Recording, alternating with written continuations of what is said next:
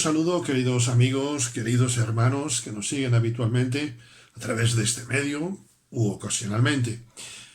Como ven, el fondo no es el de nuestro local y no es porque no tuviésemos este domingo 30 de octubre nuestra reunión presencial, sino porque un error, una torpeza más bien, en un servidor a la hora de editar el vídeo, pues borró el vídeo original y de nuevo comparto la predicación. Y cuando he visto este problema he dicho, creo que es que Dios quiere volver a hablarme y espero que sea de bendición lo que hoy quiero compartir, que fue lo que también compartí pues este domingo, como digo, 30 en vivo con mis hermanos. Todos en la vida tenemos situaciones de crisis. Es una palabra que nos parece actual, pero que es una palabra, me atrevo a decir, tan innata a la humanidad como es esta misma humanidad. La palabra crisis proviene del verbo griego kinen, que significa tomar una decisión y cuyo sustantivo es precisamente crisis, tal como lo conocemos en castellano. El verbo indica que es una situación, una encrucijada para tomar decisiones. Lo plantea como una oportunidad para tomar decisiones. La crisis realmente es un proceso de transformación en el cual es evidente que no se puede seguir como hasta ahora. Las crisis de cualquier tipo, que ahora hablaremos un pelín de ello, nos obligan a analizar y a decidir, es decir, a cambiar, dicho actualmente, el chip, a cambiar nuestra forma de pensar. Las frustraciones, las desilusiones, la desesperación nos lleva a una crisis. Una ruptura nos lleva a una crisis. En lo personal, una decepción, por ejemplo, amorosa, nos lleva a una crisis. Cuando hemos sido quizá mozalbetes, hemos sido jovencitos y soñabas con aquella chica de voz rubia y pelo ronco. No. De pelo rubio y voz ronca, eso sí. Pues bueno, cuando soñabas con esa muchachita y viste que no, pues a lo mejor llevaste una frustración. O cuando aquella chica soñaba con su príncipe azul y después se dio cuenta que ni era príncipe y más bien era morado, pues también se llevó una decepción. Quizá a veces una traición en el matrimonio, etcétera, nos lleva a una crisis. Puede haber situaciones de crisis, de frustraciones por diversas causas. Un examen que no se aprobó, tenías ilusión en aprobar ese examen. Quizá un objetivo que no lograste, tenías una perspectiva. Quizá un error del pasado. Hay errores que nos marcan y el problema no es tener el error, sino que el error nos marque definitivamente. Y eso produce a veces una crisis de por vida.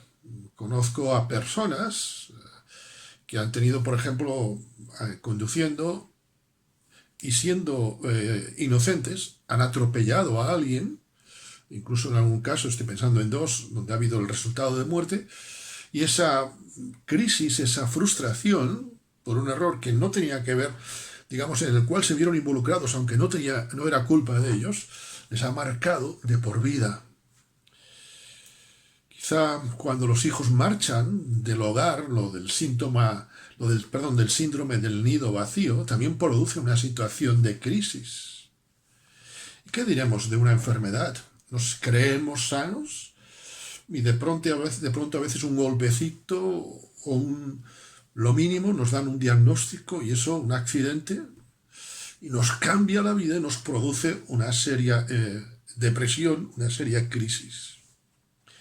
Y por supuesto, la enfermedad de un ser querido también es motivo de dureza. ¿Quién no sufre cuando tiene un ser querido que está padeciendo a veces, incluso ya quiero ponerme un poco extremo, en una enfermedad terminal. Y cómo no, la muerte de un ser querido nos marca. Hay muertes que marcan no mucho tiempo, sino de por vida, y quizá pasan 30 años y todavía sigue marcándote la muerte de aquel ser querido. Y cómo no, una situación de crisis en los negocios. ¿Cuántos socios han visto que su socio, valga la redundancia, les traicionaba o que las cosas no iban como ellos pensaban? Y eso produjo una crisis personal, una frustración. Todos, absolutamente todos, no solamente la sociedad, sino los individuos en particular, tenemos piedrecitas en el camino que nos producen crisis, que nos hacen tropezar y que creo que son también una oportunidad que Dios nos da para poner nuestras frustraciones delante de Él y, como dice el verbo, como significa el verbo, tomar una decisión. Porque la crisis nunca debe ser el final, sino que la crisis es una oportunidad para comenzar de nuevo. O bien, también libremente somos para quedarnos en el fracaso. Se cuenta de cierto científico estadounidense que a finales del siglo XIX, este hombre era un científico muy renombrado, mundialmente conocido, pues se dice que tenía un cierto mal carácter, cosa rara. Y estando de viaje, su laboratorio, que era un garaje, en fin, unas condiciones un poco precarias, hace siglo y medio, pues su garaje, el laboratorio ardió. Y ardió todos los experimentos, todo el papeleo que tenía con sus anotaciones. Y el hijo, pues dijo, verás tú cuando hablemos con él y se entere de lo que ha sucedido. Y aquel científico, cuando el hijo le dijo, papá, mira, ha pasado esto, la respuesta de él fue, excelente, tenemos una oportunidad para comenzar desde cero. Podemos tener esas dos actitudes, o quedarnos en el fracaso o comenzar desde cero. Es fácil echarle a los demás, a las circunstancias, a lo que sucede a nuestro alrededor, las culpas. Es fácil decir, no, yo no soy el culpable. La sociedad es la que me ha hecho así. Fue lo que hizo Adán. Adán, esto lo vemos ya, es innato en el ser humano, echar la culpa a los demás. Se dice que nuestra capacidad, y lo digo jocosamente, nuestra capacidad de trabajo en equipo se mide en la facilidad que tienes en echarle a otro la culpa. Y esto fue lo que hizo Adán. Adán cuando peca no dice, Señor, te pido perdón porque he pecado. O como diría el hijo pródigo, he pecado contra el cielo y contra ti. No, no. ¿Qué es lo que dice Adán? La mujer que me diste, Señor. Y en esa situación de crisis él quiso barrer hacia afuera. No quiso afrontarlo, no quiso comenzar de nuevo y todavía estamos hoy sufriendo las consecuencias. Siglos más tarde, en un momento de desafío personal, a un jovencito de 18, 19 años, Dios le llama. ¿Y qué es lo que dice él? Me estoy refiriendo al que conocemos como el profeta llorón, el profeta Jeremías. Él dice, Señor mío, yo no sé ni hablar. No tengo palique, Señor, no tengo verborrea, no tengo locución, no tengo oratoria. Soy muy joven. Él, Jeremías, reconocía el poder de Dios, sabía que Dios le llamaba, pero ante esa encrucijada, ante esa crisis en lo personal, él echa la culpa a su juventud para, en principio, decir que no. Después, gracias a Dios, y literalmente, gracias a Dios, cambió y tenemos su hermoso libro. En definitiva, queridos hermanos, queridos amigos, la responsabilidad de la respuesta ante una situación no es la de la situación, sino que la responsabilidad es nuestra. Nosotros somos responsables de nosotros mismos, de la respuesta que damos a las situaciones. La iglesia primitiva ya comenzaba a sufrir. Nerón ya empezaba a hacer de las suyas. Nerón ya empezaba a perseguir cristianos y a mandarlos al foso de los leones para acallar al pueblo, divertirse y, en fin,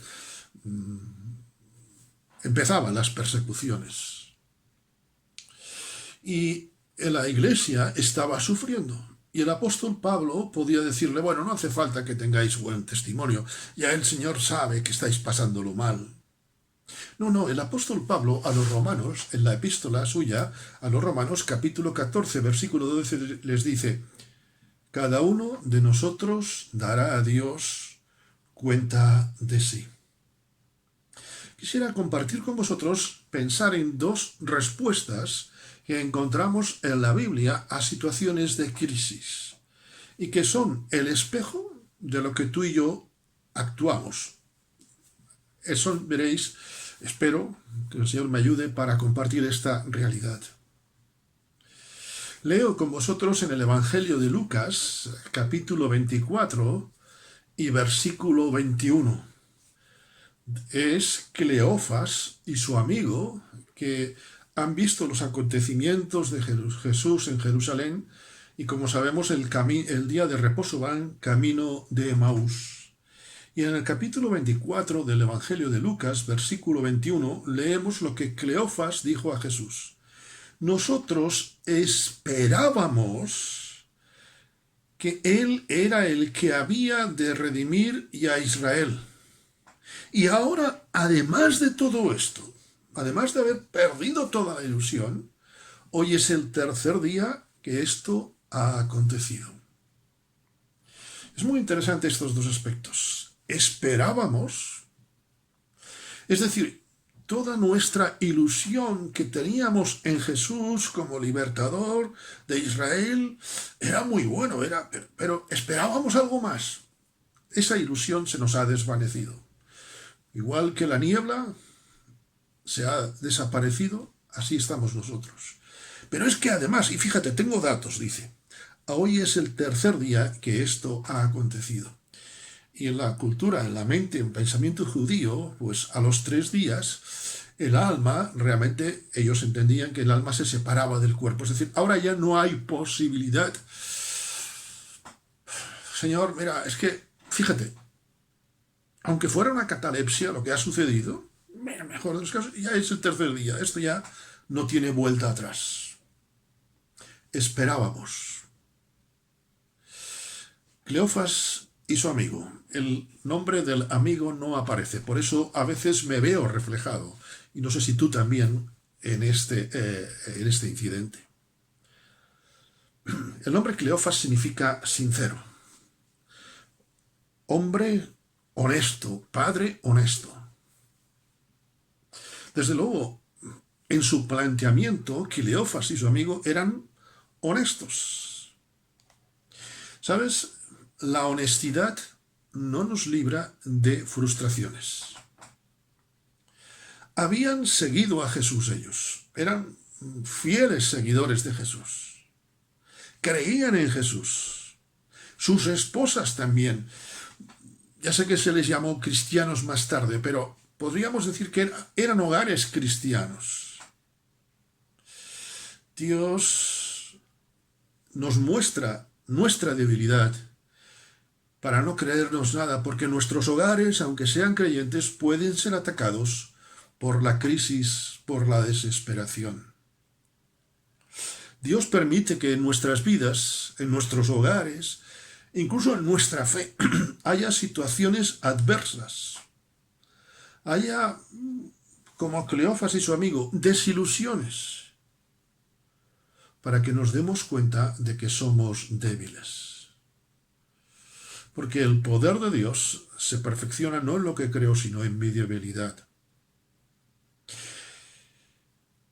Y como leemos en el versículo 31, más adelante, ellos tenían los ojos velados. No lo voy a leer por amor al tiempo. La frustración, la crisis quiere velarnos la vista. Ellos no entendían. Jesús les está hablando y ellos tenían honestidad, sinceridad y todo lo que tú quieras. Pero no entendían nada porque las lágrimas del dolor les nublaban la vista. Como me las nublan a mí, como estoy seguro te las nublan a ti, nos las nublan a cualquiera de nosotros.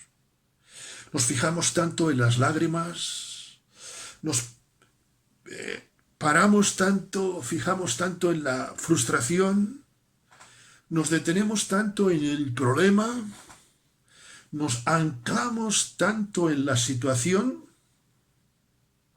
que nos olvidamos que la frustración no es el camino, sino una parte del camino.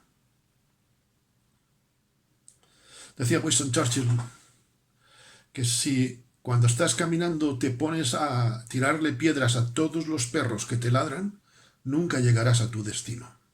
Y esto es cierto.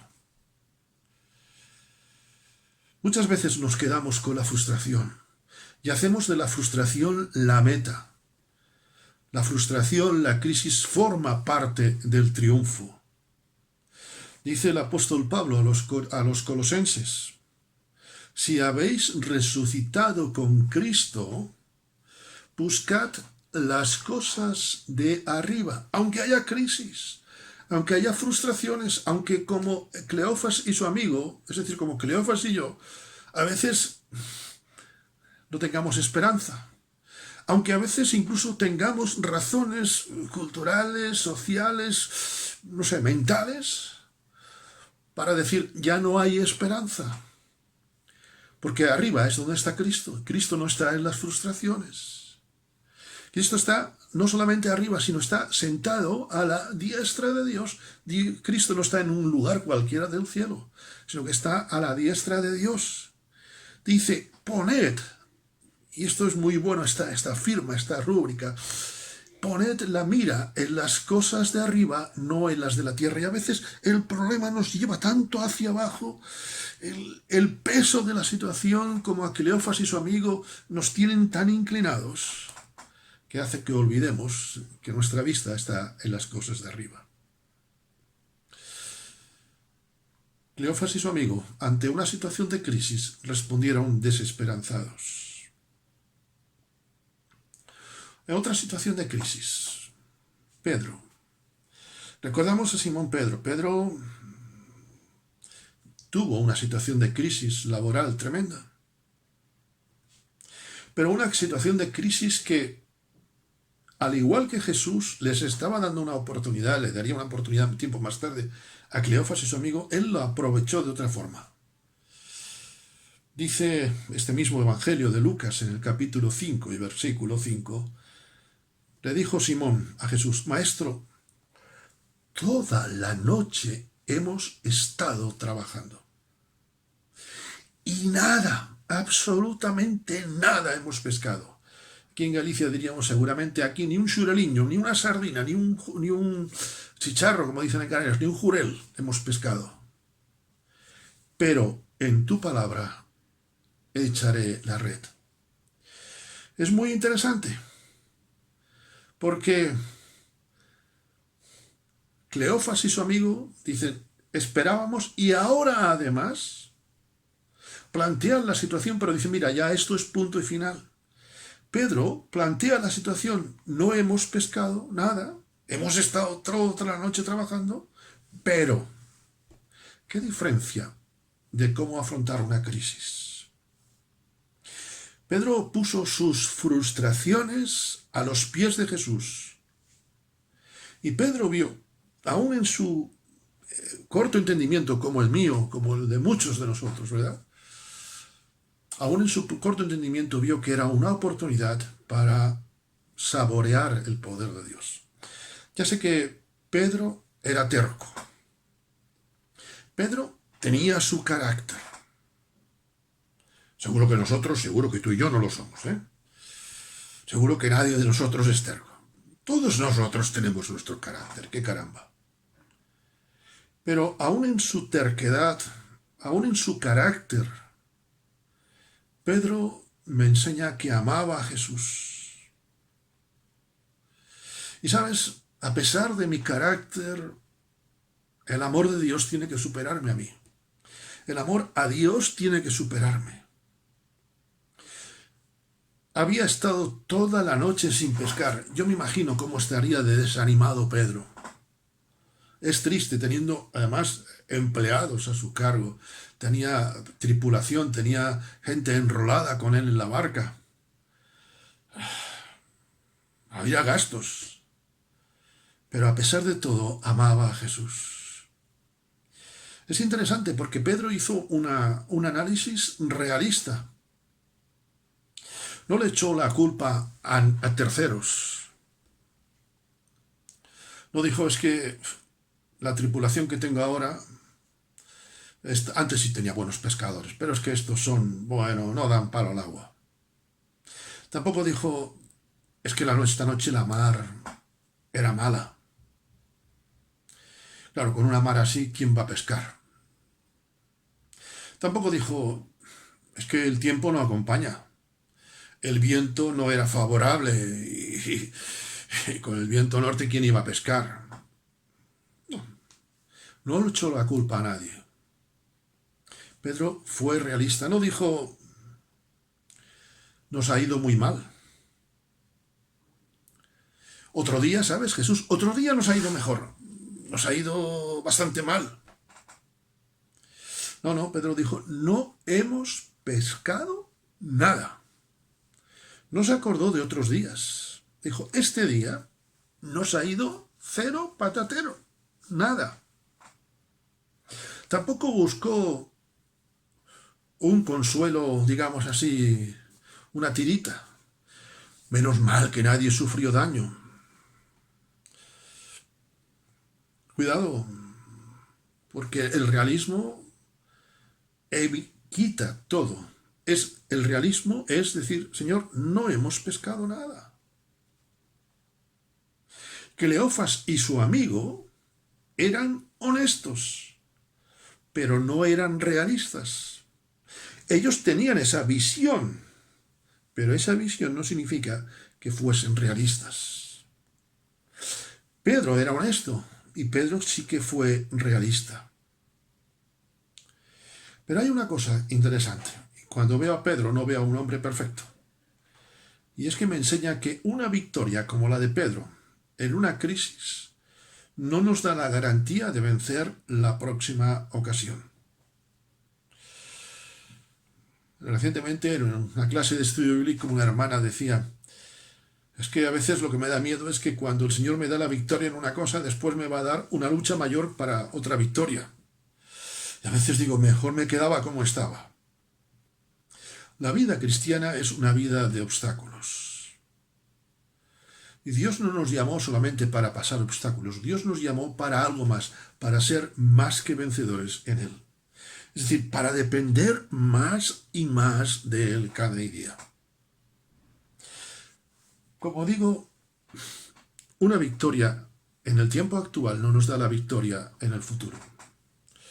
Un querido hermano, hace algunos años, estaba en el ejército y visitaba la iglesia donde un servidor se congregaba. Y nos dijo, el próximo domingo no estaré porque estaré en unos campeonatos nacionales.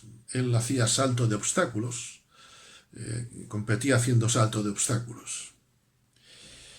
Y este jueves tengo unas pruebas y ya el viernes marchamos a otro lugar para hacer las pruebas nacionales.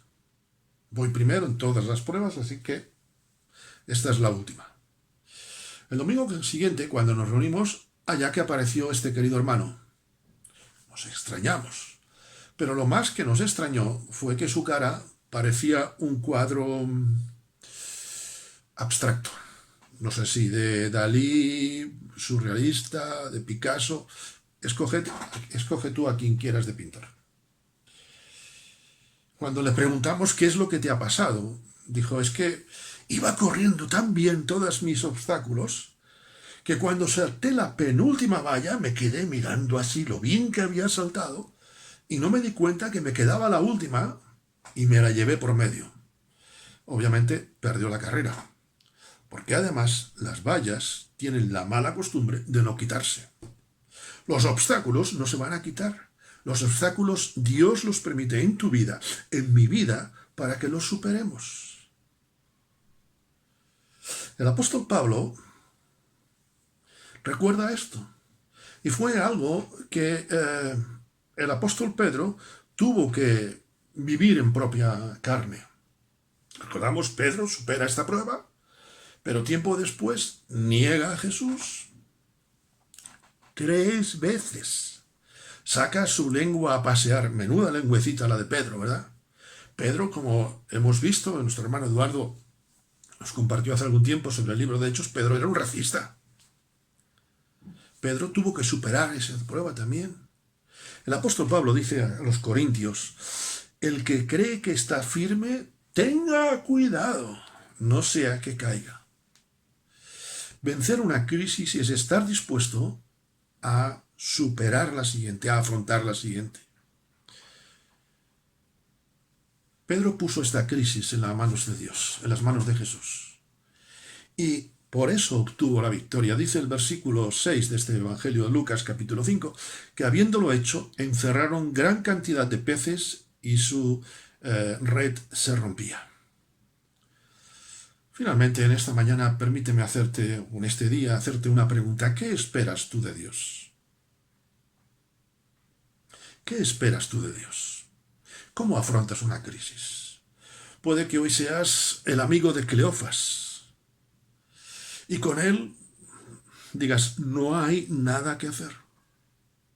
Puede que seas como Pedro, terco, a veces con tu carácter, con mi carácter, cada uno con nuestro carácter, conscientes de nuestros fracasos también, pero a diferencia de Cleofas como Pedro, decir, en tu nombre lo hago. Señor, mira, por mí no doy un céntimo, pero en tu nombre lo hago.